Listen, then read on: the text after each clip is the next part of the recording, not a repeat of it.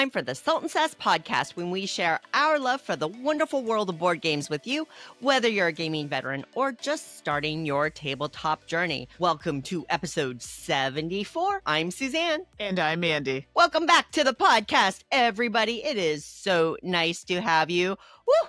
Busy times, y'all. For those of you well familiar with the board game industry, you'll know that we are in convention season, and here in the United States or North America, Mandi, where I am, when this episode drops, Gen Con is starting up. Of course, the biggest event in North America, and it's either the biggest or the second biggest. I think it's smaller than the Spiel at Essen still, but it's one of the top two biggest events of the year. It's up there. Very exciting. Mandi, both you and I separately are attending Gen Con, and so we'll get to see each other in person. It's been a little while. I'm excited to see you. Yeah, it's been so long. As most of you listening will know, I work with Restoration Games, so I'll be there with the Restoration Games team and, you know, doing my job there. And Mandi, you'll be there with Rose Gauntlet, but also specifically with Gen Con. Yes, I do. This has been happening for a few years now. Myself and actually a guest we've had on the show on our You're the Expert, Aaron Trammell, our consultants for Gen Con. So she's wandering around,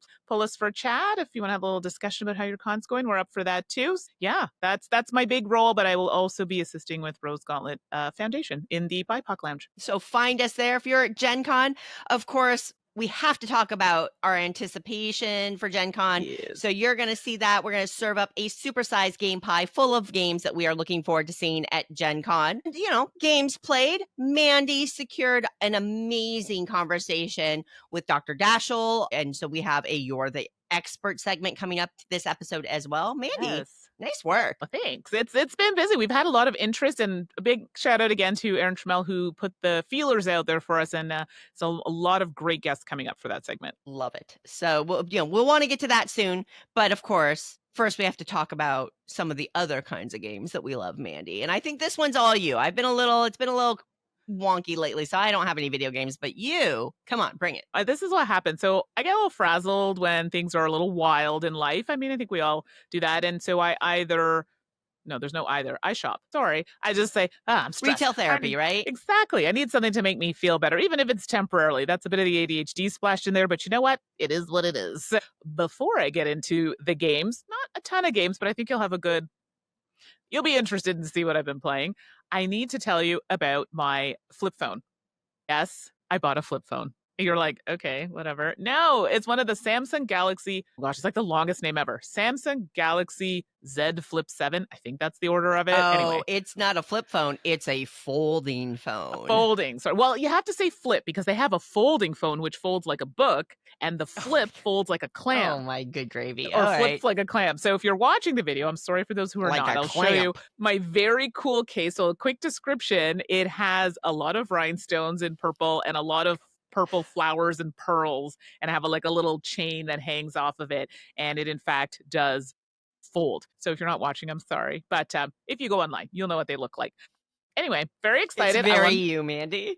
It's very decorated, so it's great because it's small. I was looking for a phone that's I could still get that kind of big screen when I needed it, but then when I'm like, I just need to stick it in my pocket, I can fold it and do that, and this does that. So we'll see how it goes, but so far, love it. So congrats on the new toy. Thank you. Share stories about your phone. Right? But yes, I've had people telling me good stories, not so good stories about previous versions. It's number 7, so hopefully they got it right this time. Next thing I want to talk about before I get to my game, it'll be, I guess it's a game in itself. Some friends and I the other night went to play drive-in bingo. Like the daubers on paper bingo?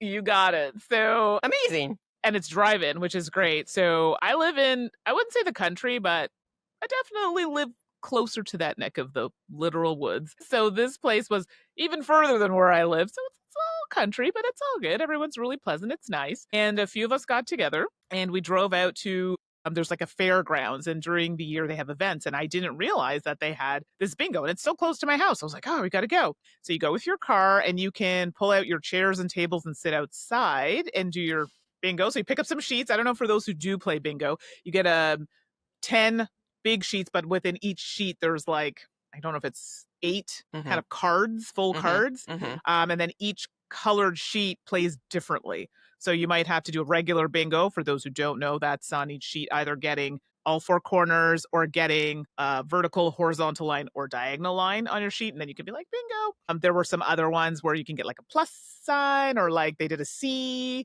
all kinds of configurations. And depending how challenging it was, the pot for that particular sheet could be, $200, $400, $600. It was great. So we didn't win anything, but that's okay. We all had a good time. So we sat outside. You could also, they do it over a PA system because apparently there were like 800 people. Awesome. I didn't see this, but people are parked wherever. But you can also hear it on the radio station. So if you had to stay in your car, you would hear it on your radio station. And if you got a bingo, you would honk your horn so they can send someone to grab Check your your sheets sheet and and stuff. Yeah, that's verify. awesome. You know That's what I mean? awesome. So the announcers were great. A lot of fun.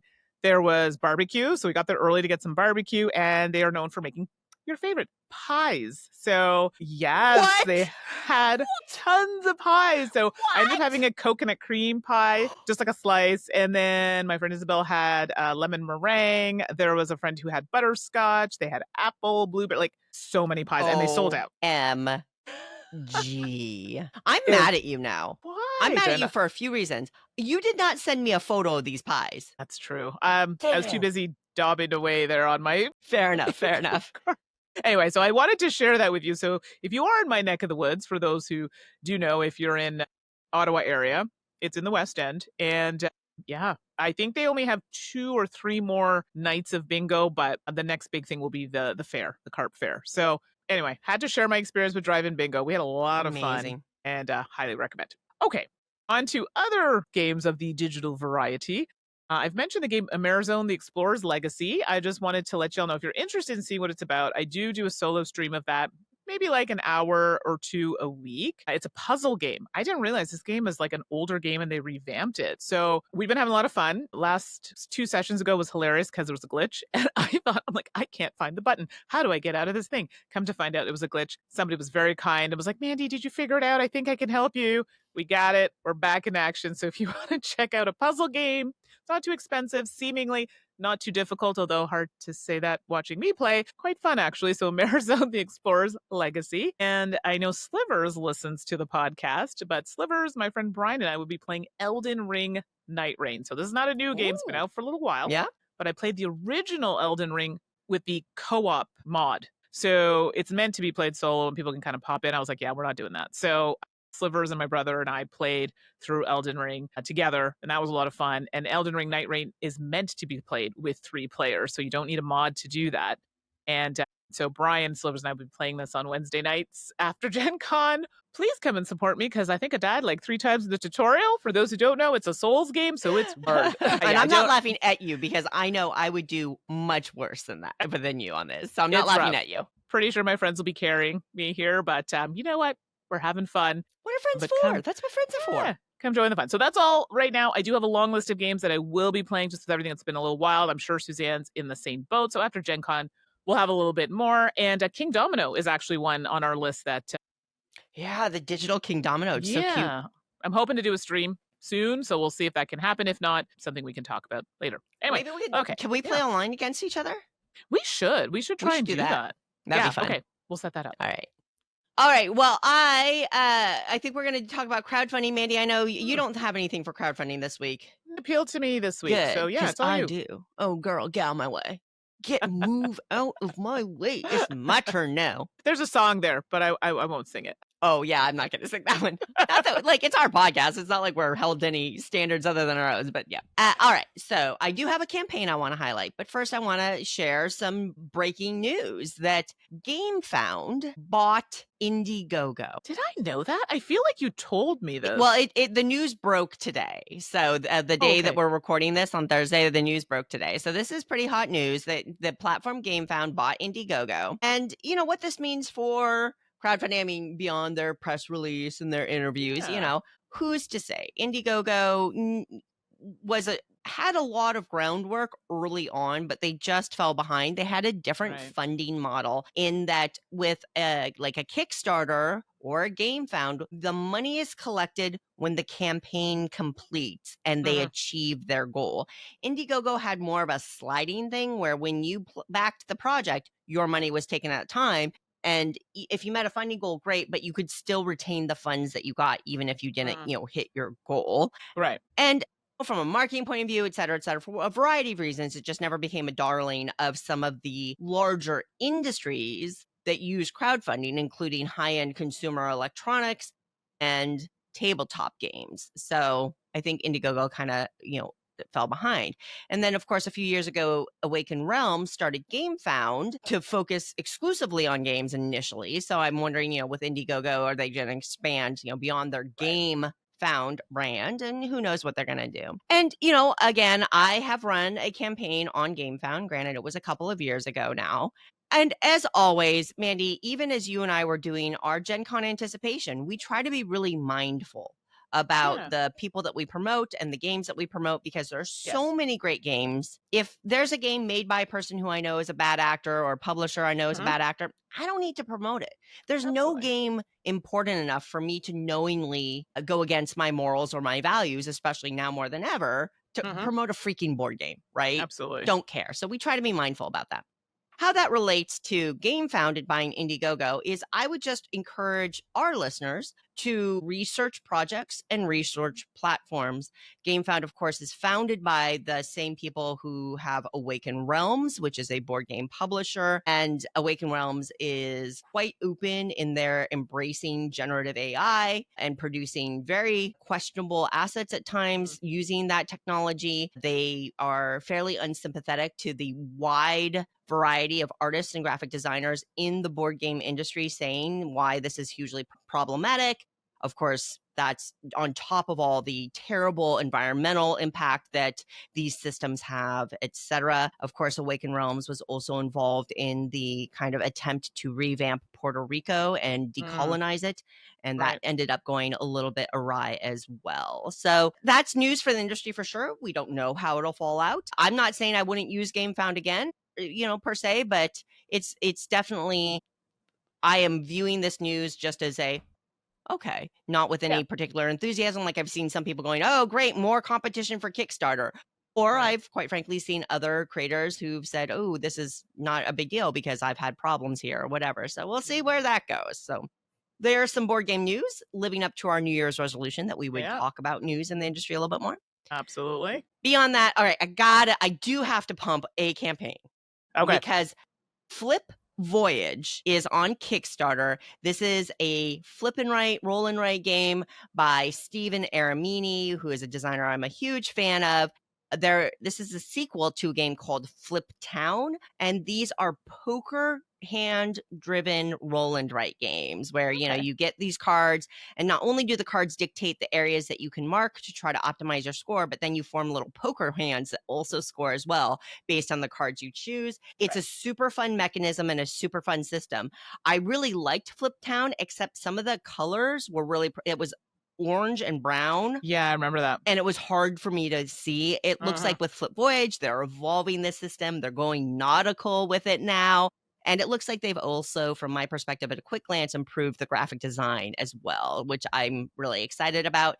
For just $5, you can get in on the print and play. I mean, amazing. Or if you prefer to get a printed copy of the game, that's $29. So that's Flip Voyage. It's on Kickstarter and it ends August 20th. I'm pretty sure I backed Flip Town, paid for it, and then just didn't do the pledge management. Just never got it. Well, he's reprinting Flip. Also, well, if you missed Flip Town, he's reprinting it here. So with that reprint, Mandi, Steven's a great guy. I bet if you reached out to him like, hey, blah blah blah. Yeah, I'm it's sure totally that you my could fault. come to terms. Totally my fault. I've done it too. Yeah, I backed an AEG expansion and forgot about it, and I was like, hey, oops, and they're like, yeah. Too bad, sucker. I'm like, that's kind of a bummer. You're selling it right now. I can just pick it up at they're like, fine. And to be fair, I didn't fill out the pledge manager, so whatever. All right. Anyway. All right. That's it for that. We got games that we've been playing. We've got an amazing expert, and we've got a super tasty game pie. So let's get to it. All right. I'm going to jump in super fast here before we get into the games.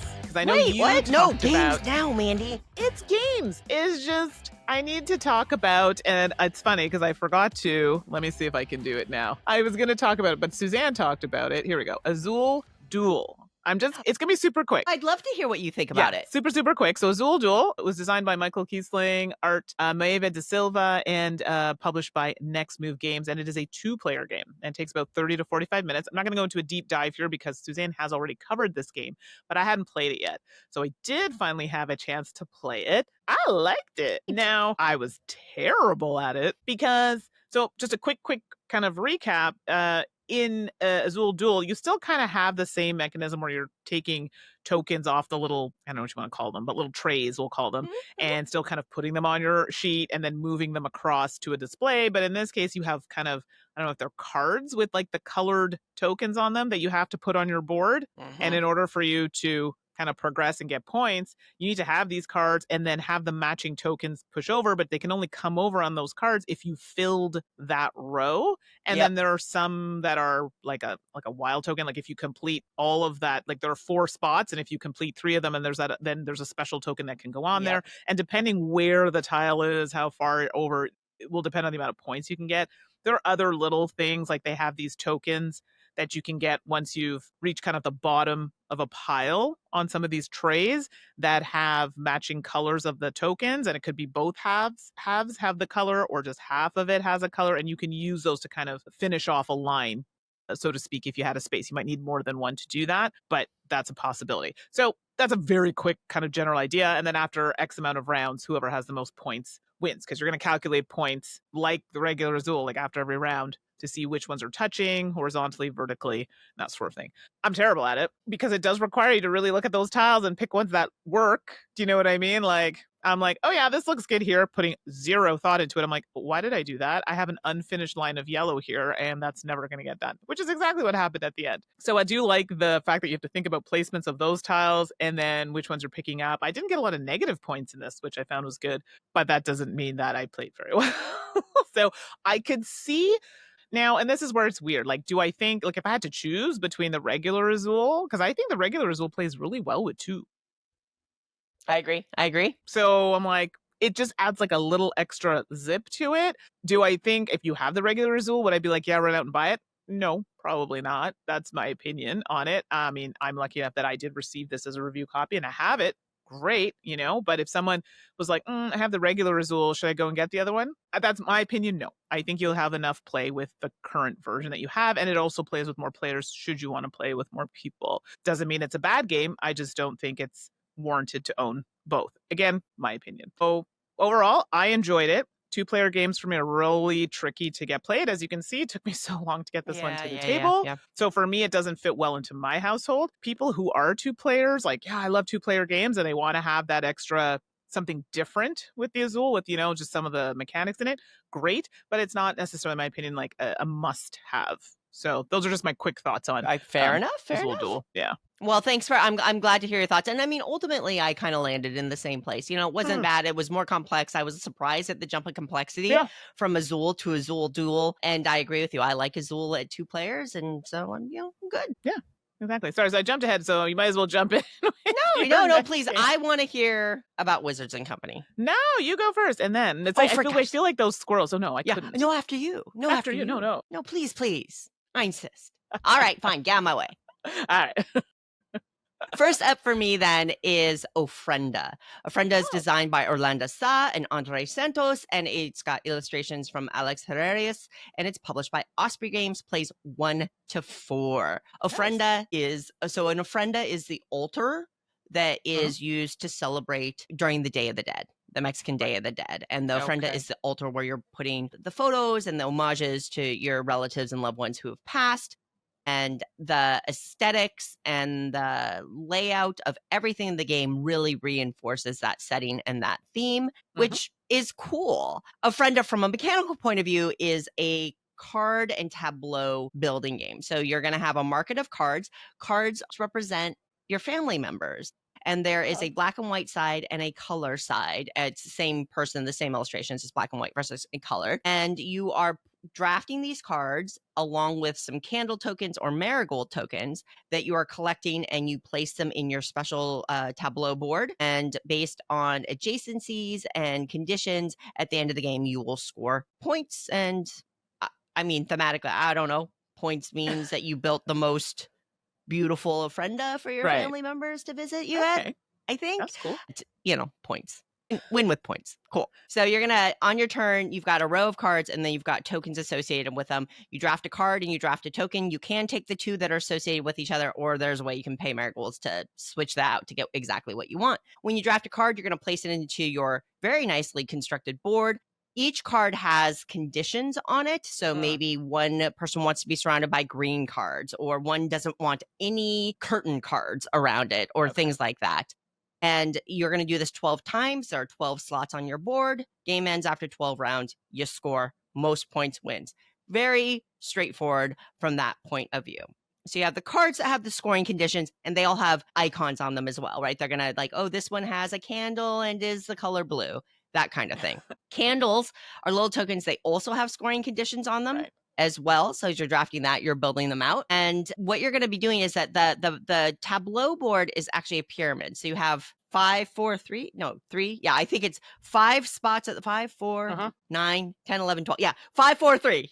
I can do math. At the bottom, and so they overlap and tableau up. So adjacencies are really wild in this game because the card in the bottom left only has 2 adjacencies, whereas the one in the middle has 6, that kind of thing. Right. So, if a card can't have any green touching it and you put it right in the middle, well, you're trying desperately not to draft any green cards and that kind of thing. And there you go. When you fulfill a card's condition, you'll get to score it. You turn it to the lit side. So everything goes in black and white. You turn it to the colored side to show that portrait has been lit. And at the end of the game, they give you a handy dandy scoring sheet where you score each card individually, a little like Fantasy Realms or that kind of thing. Yeah. Cool. So let's get into it. First of all, like I mentioned earlier, thematically, aesthetically, really leans into the Ofrenda and the Day of the Dead theme. All the illustrations are very charming and interesting and fun. They have a lot of personality. I think it's an A+ on that. It's an A+ on component quality and things like that. The puzzle is extraordinarily challenging, at least for me. That adjacency puzzle, this is a game. This is one of those games where you have to choose what you give up on. You are not going to be able to score every card. I mean, maybe you can if you're a lot better than me, but it also depends on what cards come up in the market and things like that. Like there's so many. It is you can't get everything, so optimize the best you can around it puzzle game. If you like that kind of game, this is a solid one. There's a lot going on. Okay.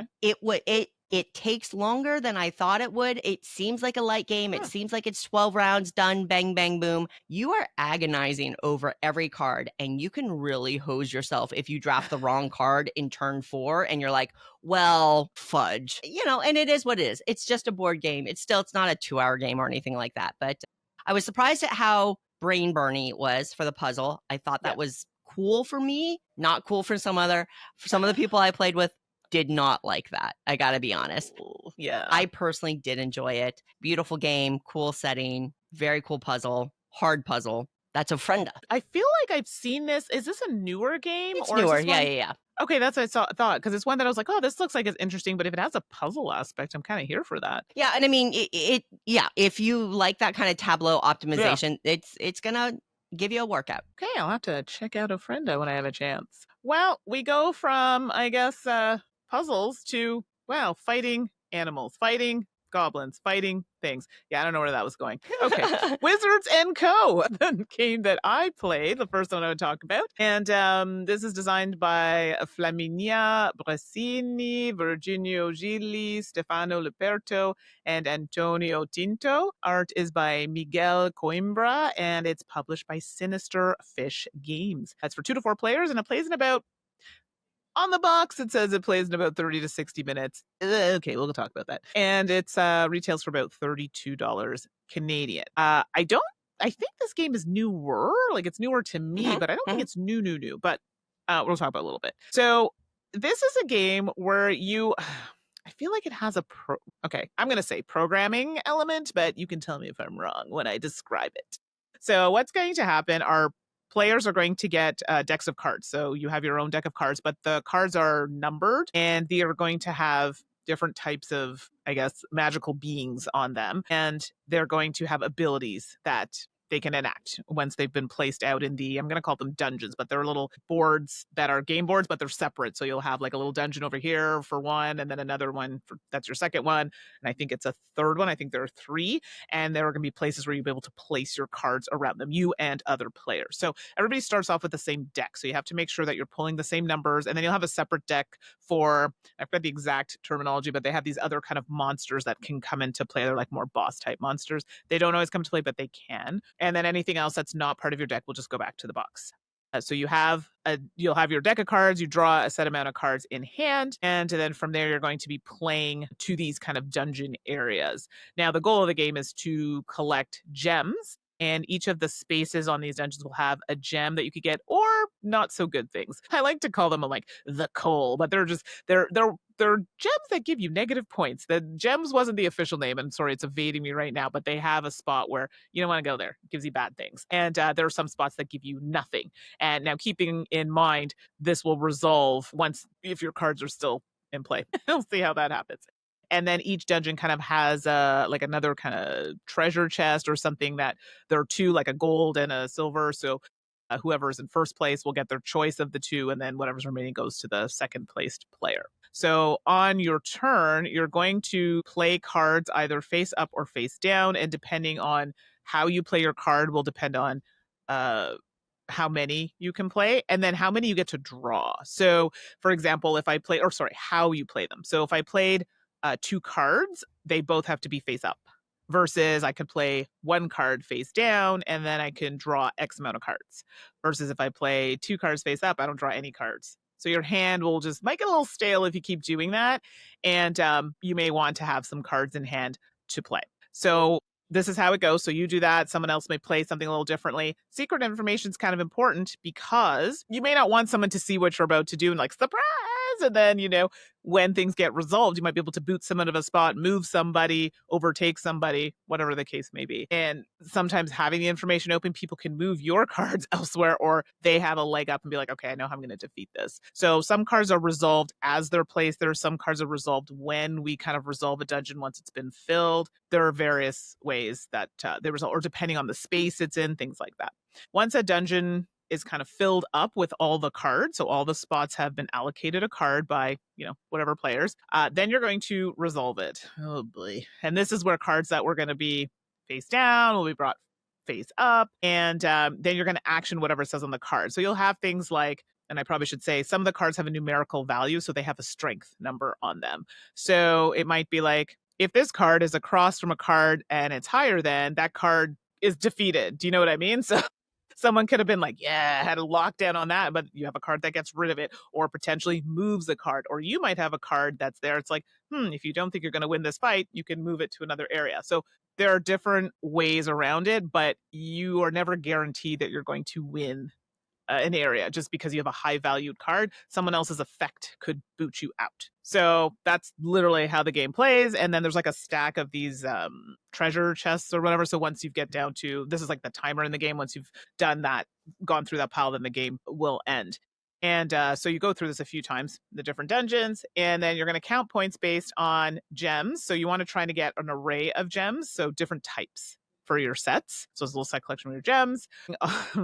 Depending on how many of the tiles, I didn't realize this the first time I played, but the color of the tiles matters. So like whether you have like the gold or silver, because sometimes if you're first, you can choose between the 2. So sometimes you may want to just pick that gold one, even though it may not give you like a really cool ability or whatever, because it's worth 7 points maybe versus, a different value. So that was something to consider. And that's the game. Then you count your points. Oh, and those bad gems, as I call them, the lumps of coal in your stocking, those ones are negative points. So you will subtract for having those at the end of the game. And I think the person who has the most ends up getting some bad points. Oh, that's literally the game. I do poorly at these types of games. Anytime you have a game where you have to, and I say plan, I don't know if program is the right word. It's kind of weird because it's like, yeah, I'm going to put it in this spot. And it's like a guess, right? I shouldn't say that. It's not always a guess. If you see what's there already, you can kind of make an assessment, unless someone like physically moves your card, which they could do depending on their abilities. You got to be really good at kind of planning these things. If you're a planner, this game's probably going to drive you a little wild because it's really hard to do it, even though you're like secret information, that sort of thing. It's really hard to set yourself up. Some people like that. You know what I mean? Like, great, I can find a way. Well, you can't really find a way around that. So this is why it's really nice to play those flexible type cards, but it's challenging. And I do find that someone kind of ran away with it a little bit when we played. Now, to be fair, he cheated a little bit because he had cards in his deck that he shouldn't have, but he didn't realize that he did. The scandal. But that made a huge difference because they were like much stronger cards. So anyway, the next play, we sorted that out. And, but I did still find that there was seemingly one person who was just really, and it could just be they're just really good at reading the room or, you know what I mean? Versus myself and another person were kind of struggling a little bit. It's just not a game that I'm particularly good at. I felt odd about this game. I didn't dislike it, but I don't know if I liked it. Have you ever had that feeling about a game? Like, it's not a bad game. I feel it gets a little long. So the 30 to 60 minutes, probably accurate depending on the amount of players you play with. And I mean, that'll happen once you play more often. I don't know. It was good for a little while. And then I was like, okay, I'm good. I don't want to play this anymore. It's not bad. It just got a little repetitive for me. I don't know. Like, this is just this type of game. I definitely think there's like an audience who will enjoy it. It's not a bad game. I just felt like this is a game that could have been shorter, in my personal opinion. The people I played with overall enjoyed it, but felt kind of similarly with the game. It was like, okay, we got it. We're good. Like, this would have been okay to end it at this point. Yeah.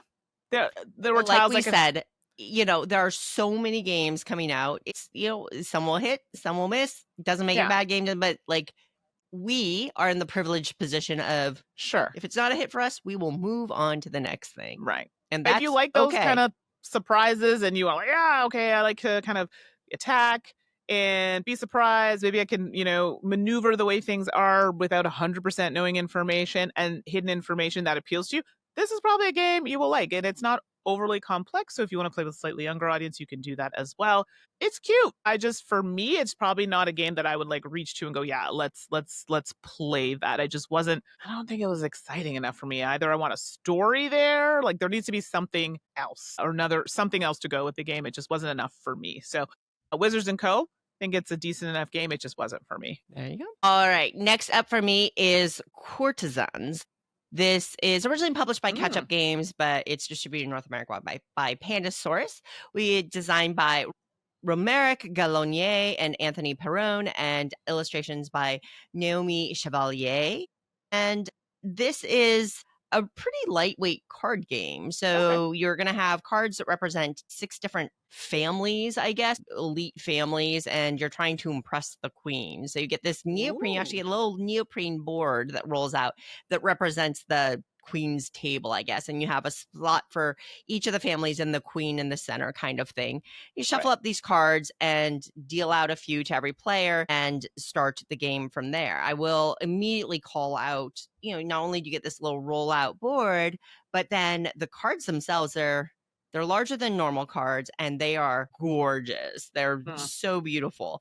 So, hey, props on component quality there. Yeah. So you have this hand of cards, and they just represent the different people and the different families. And on your turn, you play 3 cards. You play 1 to the queen's table, 1 to your own tableau, and 1 to an opponent's tableau. So that is interesting. And at the queen's table, you're going to put it above the table or below the table, indicating you're kind of manipulating influence. So up or down. Okay. As you go through that, the deck is seeded by player count. So when the deck is drained, the game is over. And then you're going to score points based on your tableau and whether the families are in the queen's good favor or ill favor. So if you've got a bunch of cards in good, like if the green family has positive favor, then every one of your green cards is going to count as a positive point. If the green family is in negative favor, then your green cards are going to be negative points.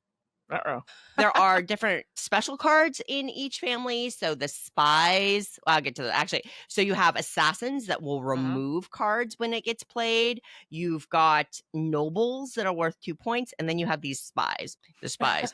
Spies get placed face down to the queen above or below. So you don't know Okay. what family it is until the end of the game when it gets revealed. And whether it's above or below, when it gets flipped, it goes to the appropriate place for influence kind of thing. And that is an interesting thing. And that's the game. It's like play 3 cards to yourself, to your opponent, and to the queen's, the queen to make influence, count your points. Most points wins. Best influence over the queen, I guess, wins. It's dead simple, obviously. I mean, it's interesting. It is so much in the players. It's so much about playing the collective experience because it can feel a little random, right? What cards you get from the deck, random.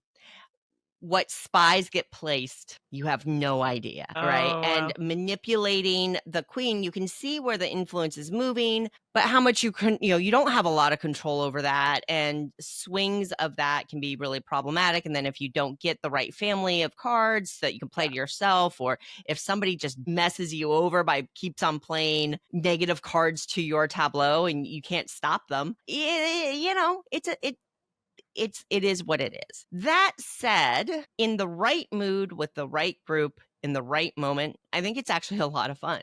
It's interesting to make these choices. It's interesting to almost fight in a way with your opponents about doing that and manipulating. There's a little bit of ad hoc negotiation, a little bit of manipulation of like, keep your eye on that family, or I see you've got a lot of red over there, which is all table dynamics. And I think at the right table, this game would really sing. I think at a more analytical table, at a quieter night, a smaller group, it just may not be as big of a hit. I think it is an interesting game. I like it mechanically, but the way the randomness impacts it, I think it's going to be very group and table dependent in the moment. Beautiful production, affordable game, small box card game. That's Courtisans. I don't think I have heard of this one. So, but there you go. Shot. Okay. Well, the last game I'm going to talk about, it's not going to take. It's going to be a short one. And I feel so bad. This has been on my shelf for quite some time. So I'm like, hey, you know what? We need to bang it out and play it and see what it's about. Give us a little break between Elder Scrolls, because we've been playing a lot of that game. This is something light. So that is DigSaw, and it's designed by Ellie Dix, and art is by William Bricker and Justine Norge, and it's published by Stronghold Games. Is Stronghold still even a thing? Stronghold doesn't exist anymore. Exactly. So it was published as Stronghold. Okay, life happens. I get it. Exactly. So it's 1 to 6 players, and it plays in about 20 to 30 minutes, and it retails for about 26 Canadian. Might be able to snag it on sale. So DigSaw, here you go, Suzanne. It's a roll and cut game, right? Where you're an archaeologist. So you are literally trying to, in this case, you're instead of digging out those pieces, you're cutting them out on your board. So it's a pretty straightforward game. So what's going to happen is everybody's going to get a sheet, and on that sheet, it's almost, is it like a hex shape, I think, if I recall. And you're going to cut out your scoring thing separately, because you're going to be cutting the hex shape. And there are red and green or red and blue. There are like a variety of lines there. So on the sheet, and someone's just going to roll the dice, and they're going to be numbered, but you have to choose one of the die to be a number, and then the other one to be the color. So yeah, there are multiple colors. I think it's like red, blue, green, or something, lines on your sheet. And when someone rolls the dice, let's say it's a 4 on one, a 3 on the other, but it could be blue on the 4 die and a green on the other die. You have to pick the other one maybe for the 4, and then pick the color green, which now means you're going to go to your sheet, find an open edge. So it could be one that's on the outside or something that's cut later, but it's an open edge. And you're going to cut on the green line kind of 4 squares in. You're like, yeah, sounds easy enough. Yeah, it does, but it's not. So before I get too deep into it, obviously the goal of the game is to get the most points, and we're going to talk about quickly how you get those points. And everybody plays until you can't cut anymore, and then the game will end. Okay, so back to our cutations, as I call them, cutations. So you want to try, there are different images on the board. There are skulls and, what is it? I'm trying to remember the top of my head. Skulls and, what is the name? It starts with an A. They're the containers from Am4.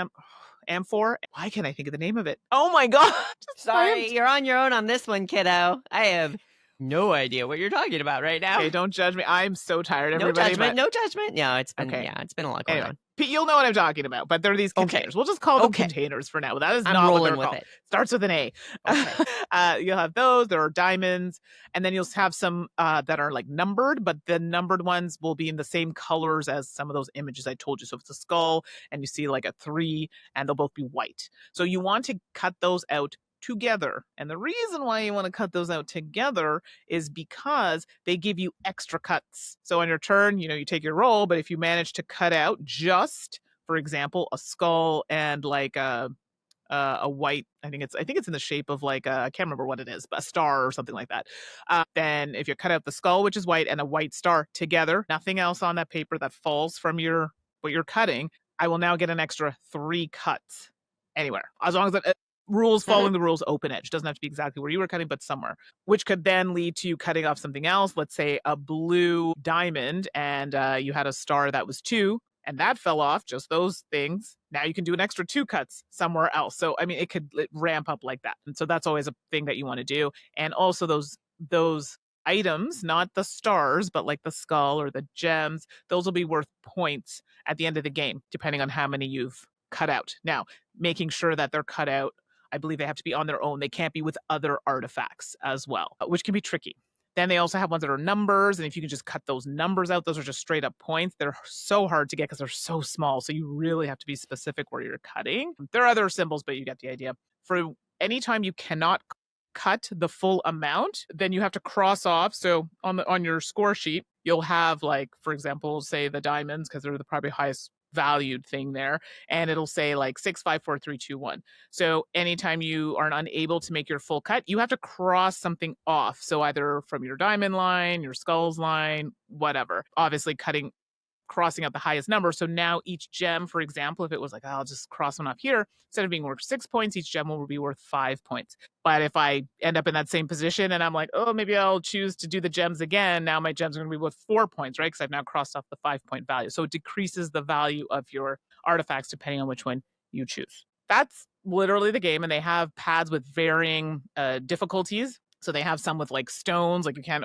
pass that, or sometimes the shapes are really close together, like the symbols. So your cuts become a little challenging because you're cutting everything off. You know what I mean? So it's good, but it gets challenging. I liked this. It reminded me of another one. It's not the same. What was that other cut one? Renegade made one as well. Yeah, Clip Cut Parks. Clip Cut Parks, which I also enjoyed. It is different, but it definitely was reminiscent of that kind of game. We had a really good time with it, actually.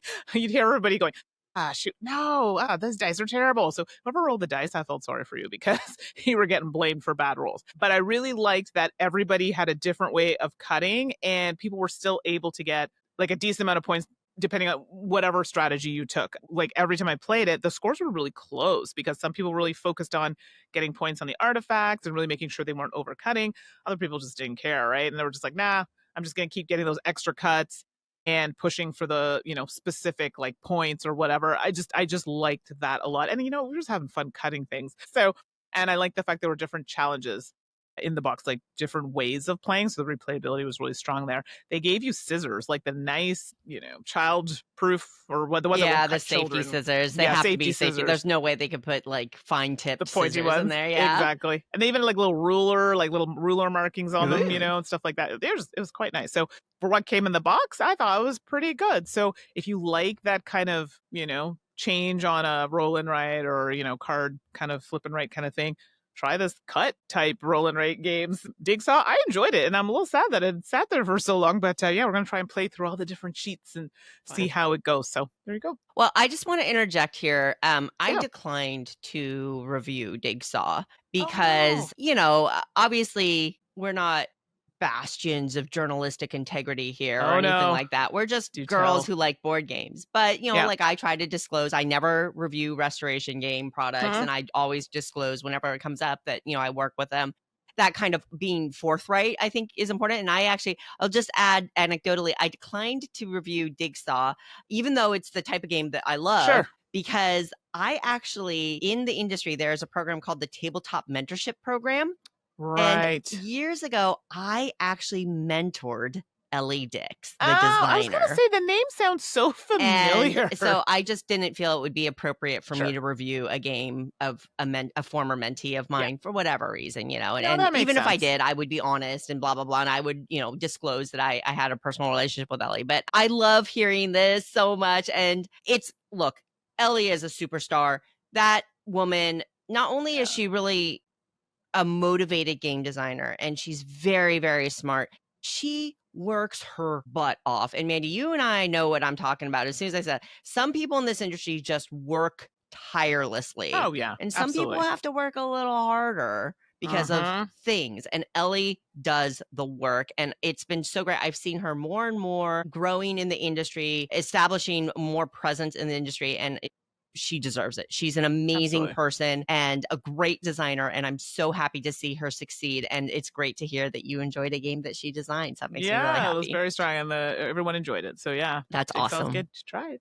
That's awesome. All right. Well, tons of good stuff there and tons more to come. Next up, Mandi, you talked to another doctor. You're all up in the doctors right now. All the doctors. All the doctors with Dr. Stephen Dashiell for a You're the Expert segment. Yeah, so it was more, so this was less of an interview. This was more of had a conversation quickly online, and I asked Dr. Dashiell, say, hey, are you interested in doing a small discussion on the podcast? And he's like, no problem. So let me tell you a little bit about Dr. Dashiell before we get into it. But his official position is at Morgan State University in Baltimore, Maryland, where he's a research assistant professor with the Center for Urban Health Equity. So quite a lot there. Also a research affiliate at American University, where he works at the Game Center. So he's doing quite a bit. And in this particular talk or discussion, I don't know how we want to word it, he focused on male-dominated subcultures and how value, which he calls capital, shows up in gaming spaces. He examines how gender and game expertise shape power at the table using ideas like rules lawyering. We all know what that is. And game-splaining. Wow, I feel like I've been victim to a couple of these. To explore how people build credibility. His talk goes through, practice theory, social norms, research on how gamers engage with rules, nostalgia, and creativity, especially in miniature painting and tabletop RPGs. And I could definitely see that being like a really big discussion in those worlds. So enough of me talking. Let's take a listen to what Dr. Stephen Dashiell has to say. My name is Stephen Dashiell, and I am yet another games researcher. My official position is at Morgan State University in Baltimore, Maryland, where I am a research assistant professor with the Center for Urban Health Equity. I'm also a research affiliate at American University, where I work with the Game Center. I have been studying games for a significant period of time, but generally, I am a sociologist who studies male-dominated subcultures. And just briefly to talk about what male-dominated subcultures are, here are two quick examples. One is the NFL, and the other is medical school. So the NFL, or the National Football League, is, of course, a male-dominated subculture because there is a covenant that says that only men can be players. And because of that, it limits the number of individuals who do not define themselves as men in the entire organization. So, for example, the number of coaches that are part of groups that are not defined as men, it's under 1%. But another example of male-dominated subculture are spaces which people assume are male-dominated because of historical understanding, but in truth, they really aren't. Medical school is a great example of that. People assume most of the individuals in medical school are men because people assume that most people who want to be doctors are men. But for several years, women have outnumbered men in medical schools. But because of the fact of the assumption, it creates certain norms in the space that are favoring individuals who are presented as males. And that favoring is what is known as, in practice theory, capital. And capital is like the accumulated value of something in a particular society. And it can be things like financial capital, like money, or social capital, which are the people that you know and the social networks that you have. But particularly in terms of game, I study two types of capital. gender capital and gaming capital. And gender capital was developed by a number of researchers after Pierre Bourdieu discovered and created capital in general. But gender capital talks about those things that have particular value when they are done in an understood gender form. So those things that have value when men do them, or those things that have value when women do them, or when non-binary individuals do them, and they lack value when other individuals do them. And in terms of gaming capital, we are talking about the work of Mia Consalvo, who in her book Cheating talked about these elements that have value, particularly in the gaming space. And these can be knowledges, actions, or interpretations that have value. And here's an example of gaming capital. Rolling 4 20s in a row in a tabletop role-playing game. That if you do that, you are seen in a particular light, and it is potentially lucky or potentially something that most people won't do, but it has definite value at the gaming table. And the interesting thing is that capital, whether it's gaming capital or gender capital or financial capital, is very field specific. So it has value in certain spaces, but not other spaces. So for example, in gaming capital, talking about the fact that you rolled 4 20s might have value at your table, or somebody seeing you roll 4 20s on a D20 might have value at your gaming table. But if you go and hang out with your parents or your relatives during Thanksgiving or Christmas or Hanukkah, maybe people will say, who cares? Because they are not a part of the gaming community, and that gaming field is the one that shows some level of value, whereas other fields not so much. So there is a degree to which we leverage capital in gaming.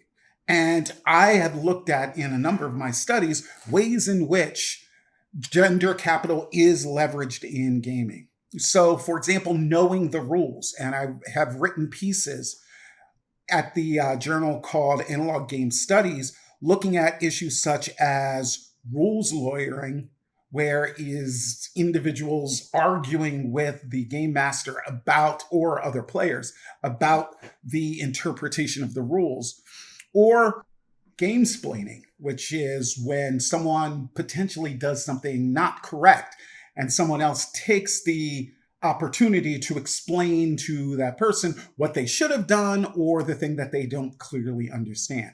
And we recognize that there is some level of stigma to all of these things. But the fact is that you gain some level of credit at the table. You gain some level of power at the table if you have the ability to do these things. And as someone who studies language and discourse, as a sociologist who studies language and discourse, I can say that game splaining and the act of rules lawyering speak to elements of discussion, elements in ways that people talk that we tend to associate with men and not with other groups. That in trying to claim some level of dominance, as Scott Kiesling, who is a sociolinguist, would mention, that these types of discussion where you are trying to affirm your level of knowledge and how it relates to somebody else, these are things that through gender socialization, there is a lot of proof that we tend to encourage and teach to those who we identify as young boys, and not so much to those that we identify as young girls. So I look at the degree to which there is some value in certain actions in gaming and how that aligns with a level of power in gaming. Those are some of the pieces of research that I've done in the past. In the future, and research I'm working on now, is looking at gaming capital and gender capital in 2 other areas. Number 1, I'm looking at gaming capital and gender capital in miniature painting. So with games like Warhammer or Warhammer 40K, where individuals collect a number of miniatures and often paint them themselves. What are the aspects of that activity that might have some capital? Now, we know that something that's painted well is going to have a lot more value than something that's not painted well. But I'm not talking about the output. I'm not talking about the thing that is done and the thing that is created. I'm talking about the process.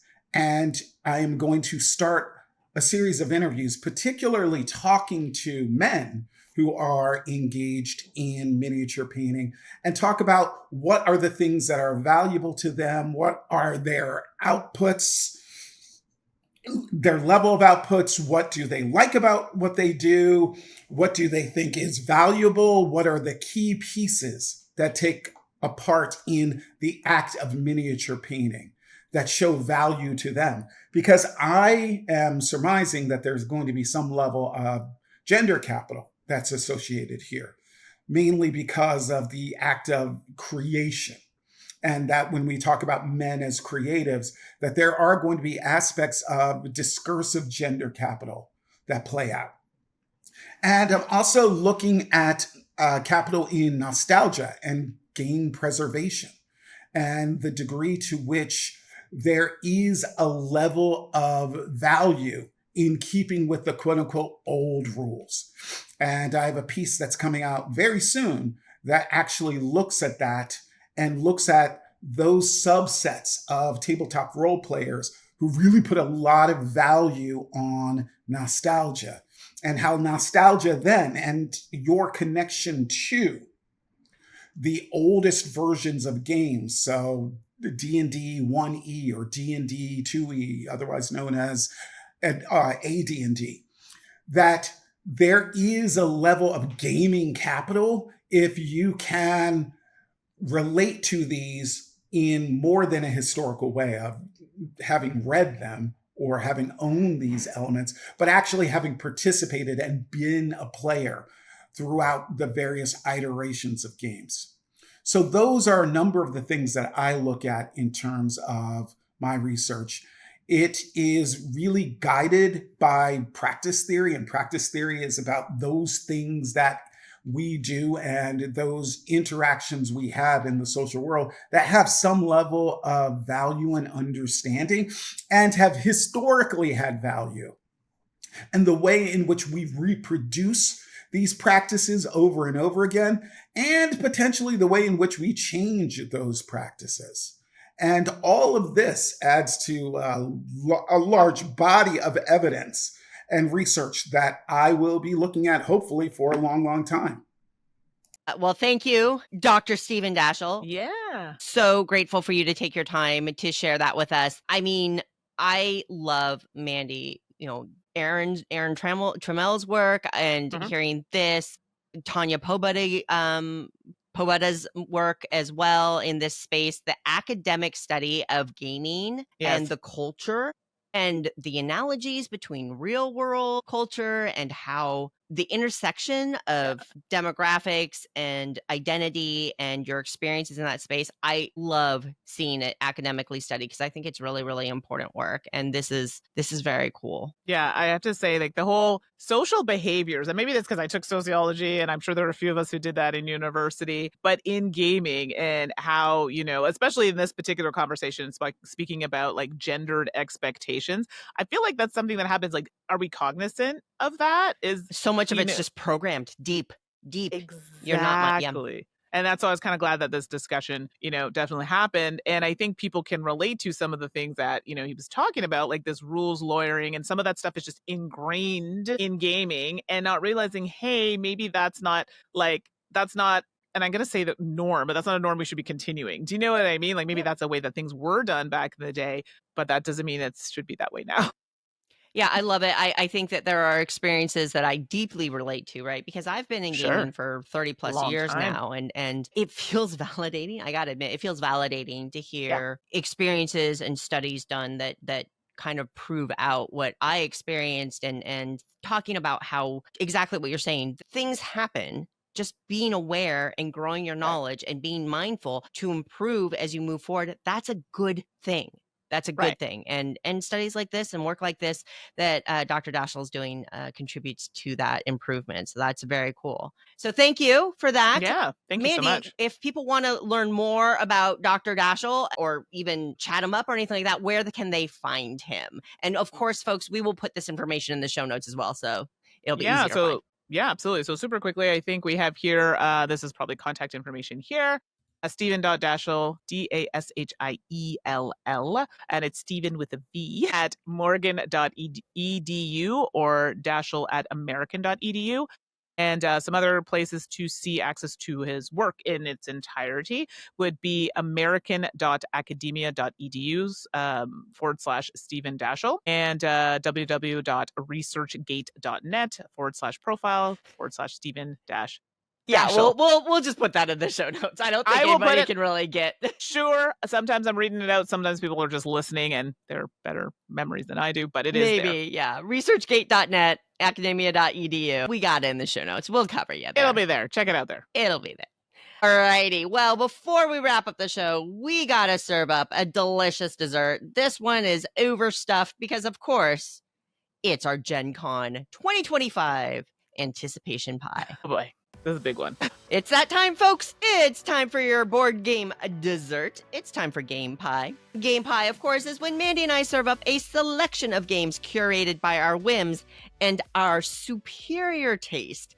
Because we hate ranking things, but we oh so love a yummy, yummy baked good. Hence, a Game Pie full of all the best things. And of course, the Game Pie of the week is Gen Con 2025 Anticipation Pie. We've got a whole bunch of good stuff. One thing, Mandi, I noticed, of course, what we do is we go to boardgamegeek.com and we look at the lovely convention preview list that Eric Martin over there works so hard to put up. Yeah. Thank you so much for that work. It makes it so much easier Thank for you. us to do this. We scroll it once again, 1,000 listing, like hundreds upon hundreds of listings. It's a lot. Well, I will say, Mandi, real quickly before we get into it, one thing I noticed is that typically I actually like to make my anticipation list things I can get at Gen Con. Right. And I had to move away from that this year because I kept on looking at games and going like, oh yeah, I want that demo. Oh, I want that demo. Oh, wait, what is available? And I actually went back and started scrolling, just looking at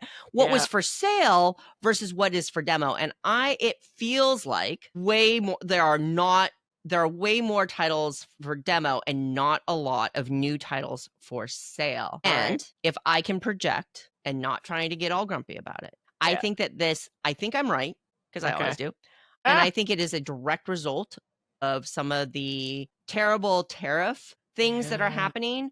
Publishers, even if you're in Europe, let's be clear, like even if you're not an American publisher, this does impact you because of the way supply chains and freight systems work.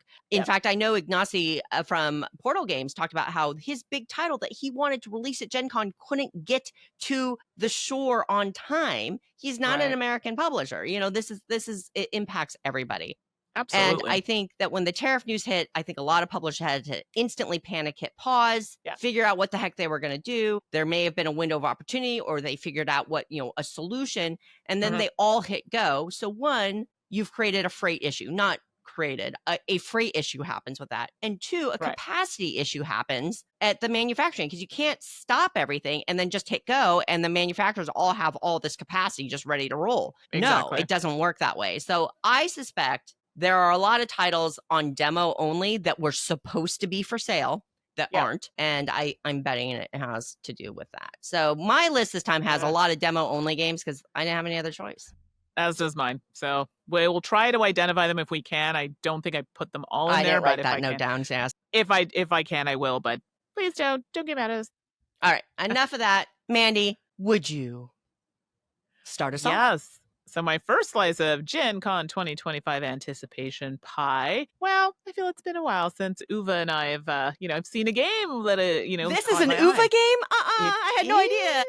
It's Garden Lake. So yeah, this is an Uva game. I was like, well, hello. And as usual, I don't know a ton about these games. It's really just based off of what I see. Exactly. And it's supposed to be relaxing, but you're trying to build your lakes and water lilies and koi fish using pentomino tiles. So I'm like, well, that's fun. So, Oh. I mean, that's as much as I've gotten on this. This is a demo-only game. Mm-hmm. So, yeah, so I won't be buying it, but I'll get to try it. So that's Garden Lake. Excellent. Yeah, I had missed this one because there's so many games. I missed this one. Now I'm There's a adding it to my lot. list too. First up for me, I have to open up, of course, with a roll and write style game, Of and course. this one is En route. They call it a stroll and write. No comment on that pun. But En route is actually a game I've had my eye on. It's published by Crowd Games or Crowd Games, Yeah. and it's been out in Europe. And I've actually been trying to find a way to import it, but now I don't have to because it's I was got gonna an say, American it release. sounded familiar. Yeah, okay. I just haven't. So it's a card-based one where you are trying to be a good tour guide. There's some interesting mechanisms in how the cards that drive the gameplay are selected between the active players and the following players. So I'm looking forward to checking that out and Right. giving that a try. It looks very, very cool. That is En route. Yeah, I saw that. I was gonna add that one to my list too. I'm like, wait, didn't we talk about this before? But I didn't realize it wasn't here. So Yep. that's what I'm looking forward to as well. My next slice of pie is a smaller game. I know, for me, shocking. So I always like those bigger games. And that is Downtown Las Palmas. And this is a button shy game. And yes, it is a demo only game. I'm kind of searching them as we're going through this. And it is one where now it is a dexterity game. I'm curious to see how this pans out, but it's like a small game. So we'll see. It's literally touted as a city building dexterity game. And it's solo. So see, this might not bother me as much. Interesting. It's Oh, this one's solo. fascinating. Yeah, so I'm really interested to see how this plays out. I've always been a really big fan of button shy games. So Downtown Las Palmas seems like one that might appeal to me, even though it's dexterity. Willing to give it a go. All righty. Next slice up for me is Graft. This is from IV Studios. I am now a firm fan of IV Studios, who, of course, makes Moonrakers that I recently reviewed. I just played it that's again right. with my friends the other night. I still really love it. And Graft, and Ivy also has a huge, massive Roland Wright called Tend. I'm so waiting for that to roll on in. Right, yeah, I backed it, and I'm waiting Did for you that. back But it too? Graft, Okay. oh yeah, I backed it. Of course I did. So Graft seems like it's set in that universe where it is a card drafting game about farming, fishing, and foraging to create the perfect harvest. I don't have a lot of information beyond that, other than it's in the Tend world. It is a card drafting game for 3 to 5. And I know that sometimes people prefer that, that 2-player starting count. I don't mind 3 because I often have 3 players, and I love that it goes up to 5. I know nothing more about that, but I'm excited to try it. One is Graft. Graft, right? Sorry, Graft. No, it's okay. I was like thinking in my head, I'm like, did I have this on my list? But I'm gonna add it because Tend was quite good. As you should. Yes. Well, my next slice of pie, I don't know, I'm really into this like relaxation vibe that's going on with some of this art, is Tea Garden. So this one is not a demo. I think this one is going to be available. And this is another game put out by, is it Albi or Albi? I'm sorry, I don't know. I don't know if it's pronunciation. I don't know. This game's it's a juicy one because I think it's like a 3 out of 5. So it's up there, and it's a economic farming type game. I'm really into economic games these days. And it does seem like there's a bit of card play in there as well. I do see lots of dice. I'm just looking at some pictures that are available online, but it definitely looks like there are going to be some cards, worker placement happening in there. I'm here for it. I'm actually really excited. This looks really pretty, but the kind of description they give is you are the proud owner of one of the tea gardens in the Chinese Yunnan region, and your mission is to cultivate and expand your empire by establishing new tea gardens along the serene river valley. Sounds good to me. So Tea Garden is one I'm very much looking forward to. Lovely. Also lovely is Knitting Circle. I have been excited about this game. It originally crowdfunded. It is from Flat Out Games. It has art by Beth Sobel. What else do you want? Well, it's also designed by Emily Vincent, who is a fabulous designer. I think it's Pink Mohawk Games that she has as well. She on her own, but here she designed Knitting Circle, a Calico game. It's in that family of games that Flat Out produces. So I love that family of games. And heyo, I'm a knitter. This game's made for me. Like, a game could not be more made for me. It's about drafting and tile laying and pattern building. Pretty good. I gotta have it. Gotta get it. Gotta check it out. Knitting Circle from Flat Out Games. Funny story here, and I have to share this because it makes me laugh when you said the title. I won't get too much into details, but when Suzanne and I first started podcasting, there were a few negative Nellies out there. Just a few. One of the comments was something about us being part of a knitting circle. That's right. Yep. I'm sorry. So I personally find it very funny because actually, yes, I probably would be involved in a knitting circle and it would be quite enjoyable. And we would have a blast. It would be fun. Anyway, gives me a good laugh every time I hear it. Indeed. All right, my next slice of pie is Whisperwood. Whisperwood. And, this one is definitely a longer playing time. It doesn't even actually have a weight level here. So I have a strong suspicion this is a demo. I wasn't able to confirm that. And this is from Cardboard Alchemy, and it's a bag building game. I do enjoy a good bag building game, and I feel like I haven't played a ton as of late. And you're druids harnessing the power of the elements and the natural world to restore a forest. So yeah, I mean, there's not too much to go on there, but bag building, kind of good. And it's definitely on the higher end of the spectrum for weight-wise. That's as much as I have. There's not a ton on their page, so I'm assuming it's going to be a demo, but at least I'll be able to check out a little bit more at Gen Con. So that is Whisperwood.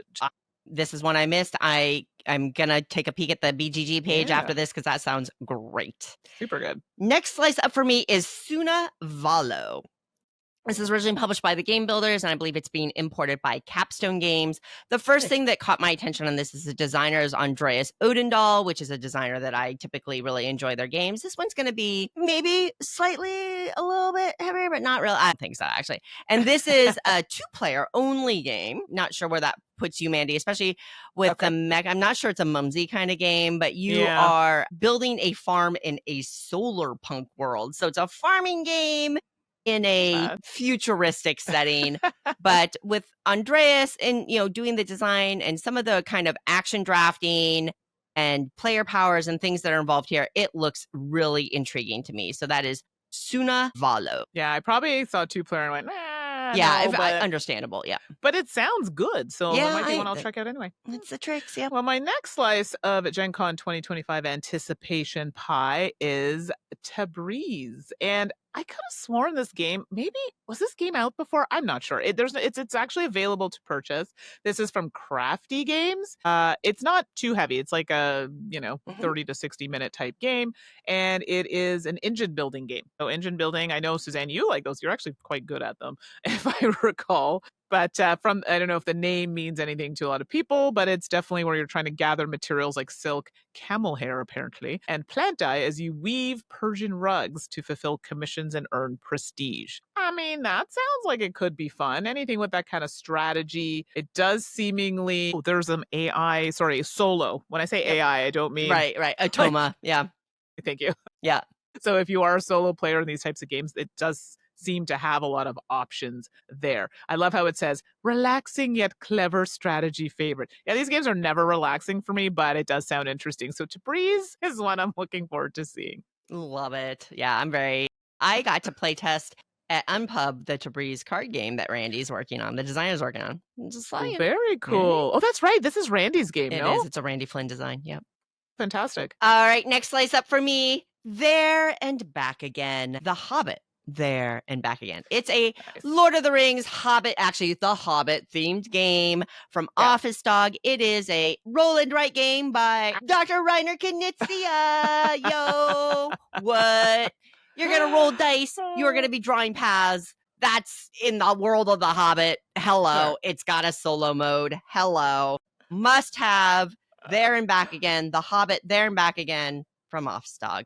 Enough said. Yeah, that sounds really good. Did I miss that? Take nabbit. All right, I'm adding it to my list. I also realized there's another game on here that I missed, but I actually am looking at. Oh nope, I got it. Never mind. I'm done. Okay, good. Oh, go. I did not. Oh wait, did I? No. Scroll down. There's a page break. No, I did. I still didn't get it, but I'm gonna insert it here now anyway. All right. So the game that I just found out that I was like, oh my gosh, how did I miss this? Is a Phoenix New Horizon. Now, this one is a demo only, and it's a Devere game. I'm sorry, you have to have a Devere game on your list because I find their games are usually very strong. Hit after hit. So many bangers. Yep. And this one is categorized as a strategy, civilization, kind of industry manufacturing type game. And it's a Euro-style board game. Hello, you've already hit on the first thing that I'm going to like, where you assume control of a team of commandos tasked with the mission of recolonizing Earth. Now, that part sounds a little science-y to me, not science fiction-y, spacey to me, but we'll see what happens. I like Devere games, so I'm willing to give it a pass, but it is on the weightier side. I'm not mad at it. So Phoenix New Horizon, very much looking forward to this one. Cool. All right, next slice up for me. This is my out of left field one. This is that caught my eye. I read a little bit of the description. I'm like, all right, I want to see what that's about. Sure. Rumblebots from DV Games. Okay. I know very little about this game except what the description says, where Rumblebots is a deck management card game inspired by auto battler video games. Battler games are games where you tend to set up like an army or a little crew, and then you hit go, and all the action just happens based on the stats of the units that you've built up together. I play super auto battle pets. I play a number of auto battlers. I enjoy them in general, and that's what really caught my eye about Rumblebots. What is this card game inspired by auto battlers? How will that work? That's cool. Well, I hope to find out. So that's Rumblebots from DV Games. You'll have to let me know. I'm a little on the fence about those types of games. Totally fair. But I'd be curious to hear more. Yep. I feel like you should talk about this next game. I know technically it's on my list, but technically you had it first. That's right. No. So we have overlap. That's nice. All right. Well, the next slice of pie on both of our lists is Lightning Train. And I don't know how much you know about this event. I know very little just based on what I saw. Yeah, so there are a few reasons why Lightning Train goes on my anticipation list. One, Paul Denon, designer of Dune Imperium, designer of Clank, strong. Anything. I'm just going to want to know. like they have earned my interest. And, maybe I'll like it, maybe I won't, but I want to know more. It's published by Direwolf Games, who does great production and great quality stuff there. So it is a bag building train game. There's that bag building again. Exactly. Bag building, train game, Paul Denon, Direwolf, bing, bang, boom, bomb. Gotta have it. Lightning Train. Yes, it's very curious to see more. I mean, you said all the right things, so I think it'll be a strong one. Okay, well, I guess I'll go. We'll finish off with Suzanne. So the last game on my list, and this is just kind of like a, hey-o, I mean, I like the video game. Sure, let's see what the board game's about. And that's the Sims board game. I don't know if there are other people like me who played many, actually I still play The Sims and the mods. Anyway, out of control. And so there's now a board game. I literally don't know much about it. I know Goliath Games is putting it out, and it's saying it's trying to emulate really similarities to the video game. There's not much going on here. So I'm wondering if it's going to be like a game of life situation, but The Sims, I don't know. So this is curiosity more than anything for me to see what it's about. But The Sims has a special place in my heart because it's probably the game I probably put the most amount of hours into. Many a nights playing The Sims. Oh my gosh. So there you go. Sims, the board game. I just want to know more. I love it. I hope it lives up to your hopes and dreams. Last slice of Gen Con anticipation pie. Oh boy. I'm so excited for this game. Chronologic Cuzco 1450 from Origame. Maybe this is a little bit of a cheat because Kronologic is a game series published by Origame. I've already played the first one in the series, which I've reviewed on the podcast. Yes. Kronologic is a pure deduction game. Where, when, and how did this happen? Or what time, where, and who did the thing? I loved Chronologic Paris 1920, or I can't remember the exact year. The one in the red box, right? Yeah. And so in that box, they show it's a trilogy, at least a planned trilogy. And here's the next one, Chronologic Cuzco 1450. The system is so usable, so playable. I'm very, very excited to play more just in the mechanical world. I'm interested to see how they do the cultural elements of Cuzco 1450. I'll be really frank, like how is the art represented? Did they use a cultural consultant? Ultimately, in some ways, it's lightly relevant because the deduction, it's not a narrative game. You're not, things like that. It's very much a deductive puzzle game, but it still matters. So I'm going to be keeping an eye on that. But from pure mechanical point of view, I'm stoked for Chronologic Cuzco 1450. I still have to play the first one. Oh my gosh. You do. It's so good, Mandi. Yeah, it's definitely going to be on the list. I got to do it. All right. Well, there you have it, folks. Was 15 amazing games, because we doubled up on one. Normally be 16, right? Yeah, math. 15 amazing games that we are looking forward to checking out at Gen Con 2025. Hey, you all out there, you have access to the same Gen Con anticipation list, and I know that there are some of y'all out there listening right now that are going to be at Gen Con. Yeah. As always, we miss things. So now Always. is the perfect episode for you to chime in. Please, please, please tell us what we missed. Tell us what we should make sure we check out while we're at Gen Con. Tell us what you are interested in hearing more about.